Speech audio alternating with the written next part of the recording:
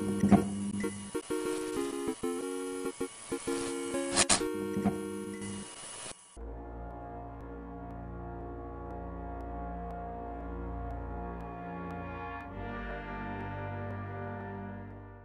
guys, I'm here at the ETC at Gravity Games, or Element Games even. Element Games. Element Games. The Northwest Gaming Centre. Exactly. Somewhere in Stockport. I always, like, on the podcast we were saying I have no idea about geographical of England. I'm fucking terrible with my geography. So when people say to me, "Where are you going?" I'm like, Birmingham, no, Manchester, no, Stockport, London. I have no idea. I'm going to a tournament. We said. I think half our team said, yeah, we're just going to Wales, and everyone's like, really? And we're like, no, it's not that. I think it's. No, actually, we're not going I forget. Wales, I don't know. It's all good.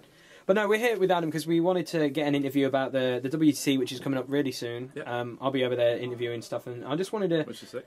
Really looking forward to it because Colossalmania's there, so that's really awesome. It is like fucking mental. For those who haven't played Colossalmania, I'm sure you've seen plenty of it on the channel, but I came and played it at SmogCon and it was absolutely sick. Like, I know you're coming SmogCon next year, right? I am indeed. Yeah. We are having a wrestling belt made, and there will be a plaque. So if whoever wins it, they'll be forever graved on the plaque. Unfortunately, I'm going to be far too busy, like try hard in it to come and play in Colossalmania. It will be Midnight Madness as well. At some point, I'll definitely pop down and play it because I love that format. It's genius. I think Durst might be sick in that. Durst will be actually ridiculous. Yeah. Yeah, man. It'll be between good. boundless charge and the feet, and like it's proper sickness. Yeah, I've got a new one because I played Krios. No, I played Sevi. I played Sevi 1. Sevi 1. Because I had 3 other War Machine players, so I just got to feed onto all of them. It was ridiculous. It was pretty good. Yeah, it was good. But no, we're here talking about the WTC, and because obviously, Adam, you've been a bit of a part of the whole new changes that have been happening with it, right, and all that stuff. And also, this is the first time you're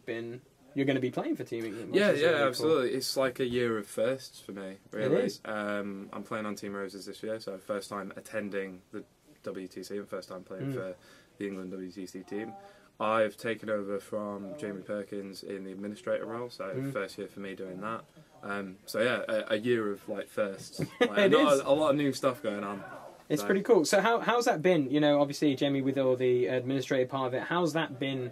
And how does it look like for us? Like we don't know all the workings behind it. How does it actually really work? Yeah. Yeah, sure. I mean, like I had pretty big shoes to fill. Like everybody knows Jamie. Jamie is probably the most famous player in War Machine. Like everybody from every country ever knows who Jamie Perkins is. So pretty big shoes to fill on that respect too, because I'm still like a relative unknown. And Jamie's done like fantastic things for our community. Yeah, like, if it wasn't for Jamie, people would think that English War Machine was dog shit. Can I say dog shit? It's alright, it's great. Okay, I'm cool. debating whether the most times now when we swear, just to involve cat noises, because it just sounds really funny when you swear. It just sounds really dangerous. Yeah. But no, keep going. You could put in like Taylor Swift. Just a little thing. Yeah! instead of the swearing. Just little things. Yeah, so like Jamie's done amazing things for our community, and I can't speak highly enough about him. But yeah, I've taken over from Jamie, and I knew it was going to be hard work. Yeah. I didn't appreciate how much hard work it was going to be. Like, between running in fairness, I've made a rub for my own back in a weird way. Like, I've been trying to make improvements and changes to the way the system works. I've tried to improve communication a lot. Like, I've set up a website where people can see all the goings-on that's relevant to the WTC. We've introduced new WTC qualifiers. We've introduced a new system for picking the selection committee. Yep. I will be introducing soon a set of guidelines as to how the selection process should work. Okay, cool. Because in previous years, there's been rules, but they've not really been laid out to people. Yeah. And the important thing for me is clarity. Everything should be just clear as day. Yeah. And that's the thing I'm trying to get across. But you make a lot of work for yourself in doing that. But I guess as well, though, when you're redefining all these kind of things, you're making it simple for the next person if they take over for you to make it simple. But also for new people as well who have no idea if they could. Get absolutely. Into playing for the WTC one of the things that I'm trying to sort of devote myself to, and one of the things that I've done a lot in the time I've been playing War Machine, is I'm trying to sort of build the community a bit more. It's all about giving back to the community. The community do great things for me. Like I get to go to tournaments, I get to play, I get to do well at tournaments. You know, I meet all these amazing dudes that you only ever see at tournaments, and you build like a friendship group out of people that you only ever see when you get to tournaments, and that's what makes it exciting for me. So it's giving a bit back. Like everything I'm doing, I'm trying to do for the sake of the community. So. But that's a good thing though, because I've always found like when we've gone to tournaments and stuff, everyone just always seems to be in a good vibe. Most of the time, it's everyone's like, oh yeah, I remember playing you like 4 or 5 months ago when we had another tournament. You just go, oh, that's really cool. Yeah, that's it. Like we have a fantastic community at War Machine. Like I used to play a certain trading card game that I'm sure a lot of people are familiar with back in the day, and it's like night and day. The communities, like the community in TCGs tends to be really poor, but the community in War Machine is just absolutely stunning. It's fantastic. Some of the nicest, coolest dudes you can ever meet. So for me, just give something back, like build it, and like I say, it's trying to make it friendly for newer people, making it fair for the WTC hopefuls, and trying to make it like accessible in a way. Absolutely accessible. Like I've complicated the selection committee like picking process. Previously, it was just people sent their applications in, and they would be picked out of that. What we've introduced this year is the 3 biggest clubs in the UK. Have been offered a seat on the selection committee. The selection committee has increased from 3 members to 5. Okay. So we've made it bigger. 3 biggest clubs in the UK get offered a seat. Each of those clubs has to put 2 people forward with an application, which they would have done in previous years. One of the 2 gets picked out of that for the 3 seats, and then the 2 other seats are open to application for anybody who's not affiliated with the 3 clubs that I'm seeing. So the point I'm trying to get across, and something that I've been talking about a lot, is making sure that we represent and give a chance to like a wider part of the community. Yeah. I've always felt like there's been a bit of like a north-south divide. Okay. Because we have like the Leicester guys, you know, the Fat Cats, and then up north you've got Flail, SHG, Wolfpack, York, Hull. Like you've got all these massive clubs, and then down south you've got Cross Gaming Club, and then quite a few little ones. But we never used to see a lot of the southern guys. What I've tried to introduce is spread it out. So there's a new WTC qualifier that was set up in London. Norbert's been fantastic in like arranging that. Sweet. CGC are one of the clubs that are sitting on the committee this year. So we've got one up north, one in the Midlands in Leicester, and then one down south in London. So a nice spread geographically.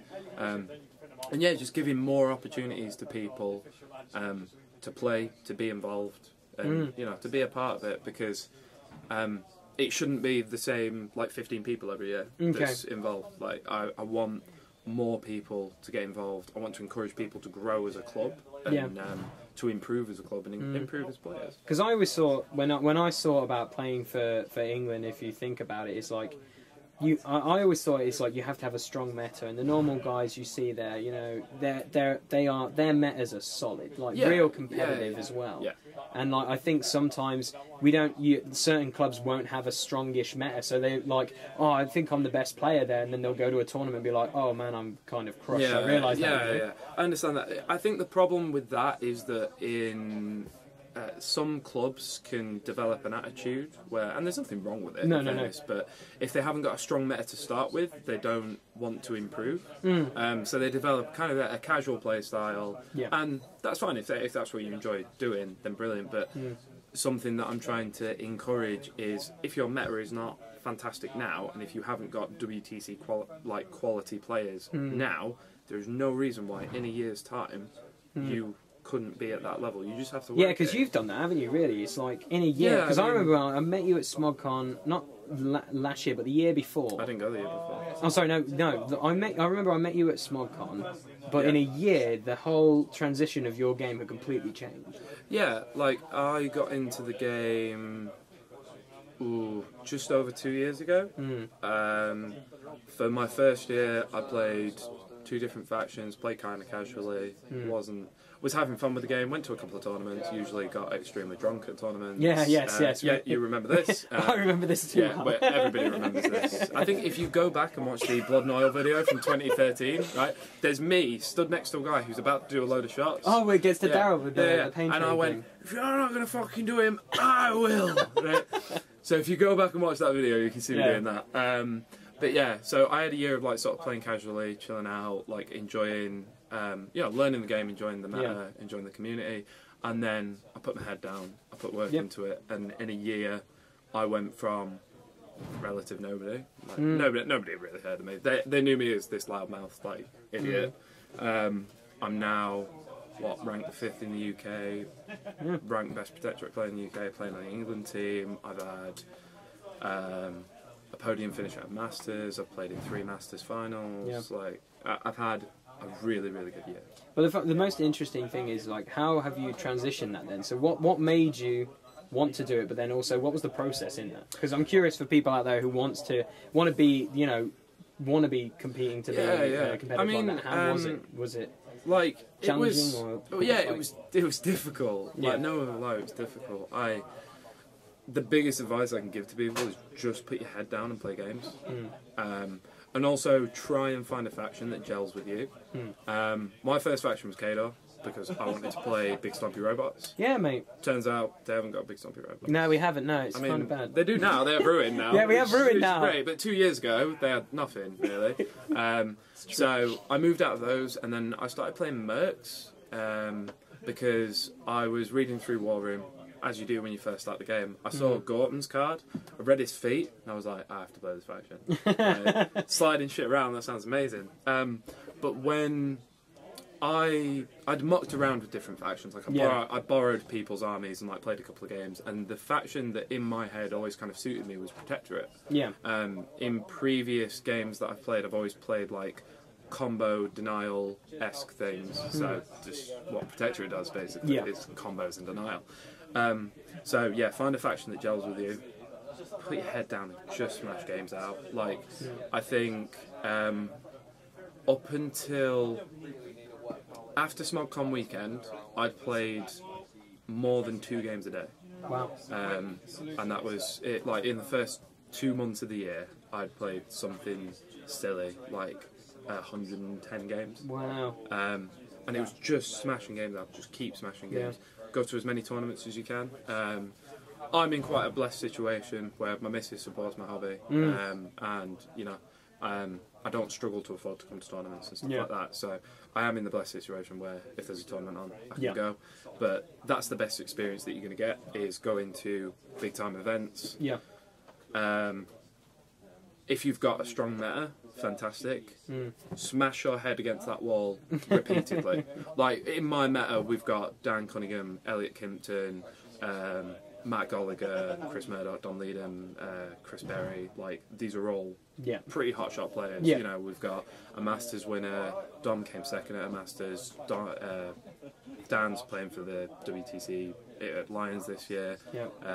Ez has played on WTC the past 2 years. Like solid dudes. And week in, week out, I would turn up to the shop and just bash my head against this wall of incredible talent, because eventually you pick it up and you learn and you get better. And like I say, I'm blessed in our meta in that we do have such good talent, and it tends to talent breeds talent. You know what I mean? But if your meta is not super competitive, then travel. Like go visit different metas. I always make an effort of trying to go to tournaments at clubs or at venues that I've not been to before. Okay. Like we went down to Wayland Games probably 4 or 5 months ago for their like Southeast Team Masters. It was really cool. Never been down there before. Hadn't met 70% of the London guys. So yeah, go out, visit metas. And then probably the biggest bit of advice and something that I kind of held myself to is just like forge your own way. A lot of people go, okay, what's the net list? What's the great things that people are playing? What's Tom Grom playing? What is Keith Christensen playing? You know, what are the American guys what playing? What are the lists and let's try and do that. What are people playing? And the problem you have with that is, A, it doesn't put you on the map. Nobody's going to remember you for being the guy who plays Keith Christensen's list. Right? But as well as that, those players at the very tip top, they created those lists. They're the people who forged their way in the first place. So they didn't neck deck that list off somebody else. They made it and created it, and that became the tip top. And that's something I held myself to, was playing casters that were underplayed, building my own lists, like doing everything from scratch. And if you don't want to do that, if you do want to go out and play Harby and Fiora 2, then who am I to tell you not to? Go and do it, fine. But if you're in a situation where you want to be a name, and you want to put a mark on the community, start from scratch. Yep. So that was kind of like my... No, that's awesome though. No, because that's what, like, one thing I know the viewers would really appreciate is, like, it is kind of funny when I was getting into War Machine. I was like, oh, it's just a hobby, but then I realised, like, holy shit, basically it's a tournament, you can represent your countries and stuff like that, and it's really interesting to hear, like, the process of how to get that involved and how can you become, like, you know, a well-known player if you want to be. Absolutely. And stuff like that. Another thing as well, and this is something that I've tried to get across to people, but if you are aiming for WTC, and I honestly encourage everybody to aim for WTC, it's sort of probably the pinnacle of competitive War Machine. Like, it is talent from all over the world going. The event is fantastically run. I haven't even been, and I know that it's amazing. I'm super excited to go this year. Go to the England WTC qualifiers. There's one in Wales as well, so go to the Welsh Open. Go to the Welsh Masters. Yeah, go to the Welsh. Well, go to the Welsh. We can't forget the guys in Wales. The guys in Wales are sterling. Absolutely brilliant. But yeah, go to the qualifiers, perform well. And then turn up to the selection day, make sure people know your name, communicate with the people who are involved in it, you know, just be... To me, the WTC is far more than just good players, because you're representing your country, like, and just being... You can be the tip-top of the game, right? But if you're rude, obnoxious, not very nice to be around, you know... It's going to discourage people from wanting you to do the WTC, because, you know, you want to send not only good players but good representatives. Yeah, because you're kind of like, oh, I get on with everyone except that one guy who's on my team, and that's kind of, it will disgrunt as well. To me, it's important that you're an upstanding member of the community as well as a good player. So I'm assuming then when you got picked for the team and all this stuff, has there been practicing going on? Has, like, stuff like that? Have you been meeting up with the guys? Yeah, absolutely. So, like, our team, we're quite blessed in that 3 of the people on our team, me, Golly and Ez, we all go to the outpost all the time. Yeah, so it's just us 3, and we've known each other forever, and we play week in, week out. And then Jim Grabwell and Phil Shaw, they both play for Epic Flail when they're not playing for Roses. So those guys play together a lot as well. Yeah. And obviously we're constantly at tournaments together, we know each other really well. So we've had, like, quite a close-knit unit in terms of, like, how well we get along with each other. Communication's fantastic, we're constantly talking to each other. Skype calls is always good, discuss through matchups, lists, stuff like that. And we have our practice days. And then obviously, you know, we've come here this weekend playing as England Roses. So, and this is our, like, big proper practice in prep for the WTC. That's good. No, it's really good. It's always good to catch up with you, Adam, because I remember, like, most of the time is your first impression of me was, because unfortunately on that Blood and Oil, this beautiful boy which we're recording on, which you guys can't see, was stolen, so I was like, I can't make it. But the footage I saw was just kind of like, who the heck's this guy? And then everyone's like, oh, you'll love this guy, he's completely out of control. And then when I turned up, it was like, you're like, alright, how's it going? So you were having a laugh, but then everyone was just like, Adam's got really serious. I think he's really going for it. And you were in the final, weren't you? You came second last year. Yeah, I remember turning up to Blood and Oil 2013 was my first Masters event, and I turned up. I got really drunk. I got really outrageously drunk, and I had a brilliant time. But I went 3-3, I think, and came in, like, bottom half. But I was too drunk to notice what was going on at that point. And then the year after, that was the sort of transition year for me. Yeah. I turned up, and all the Fat Cat guys are like, are you going to get smashed or what? Yeah, that's what we assumed. Yeah, everyone assumed I was going to turn up and get really drunk, and I didn't drink all weekend. Yeah. Like, I didn't drink all weekend, and then I ended up playing in the final against Brett. Yeah. And I remember Spencer coming up to me before the final and saying to me, like, what did he say? It was like, I didn't think you were serious about going hardcore on this, but Jesus Christ, what has happened in the last year? And I was like, yeah, I kind of got good. Like, but that's hard work, and in fairness, like the biggest thing is having such a solid team around me, and the SHG guys, like, they're absolutely brilliant, best friends in the world, fucking fantastic. They're all top quality players, and like a win from one of the SHG guys is a win for all of us, because we're also like tightly knit together, and like I said before, talent breeds talent, and none of us would be nearly as good as we are if it weren't for all of us being good, if that makes sense. Like, we all bring each other up. But it's also interesting because you'll always have constant input, so you'll learn from your mistakes, but also they will probably point some stuff out as well, absolutely. Like, we're all critical of each other's games, we're all critical of our own games, and we just have a really good, like, unit, I guess. And I would honestly suggest, like, anybody who, and this might sound really big-headed, it's alright, no, but like anybody who wants to like experience a really competitive meta, come down to the Outpost on a Thursday night and come and play with the SHG guys, because there is people queuing up out the door ready to play. Wow, like, it's massive. That's awesome, man. No, that's good. No, but thanks for hanging out with us, Bal, giving us a nice little insight in the WTC. Also, you can plug your podcast, go on. You know you want. Go for it. Well, I've got a couple of things to go for it. Plug it. Go for it, man. So, number one, if you want to keep up with any of the info that's going on with the WTC relevant to England, then go to englandwmhwtc.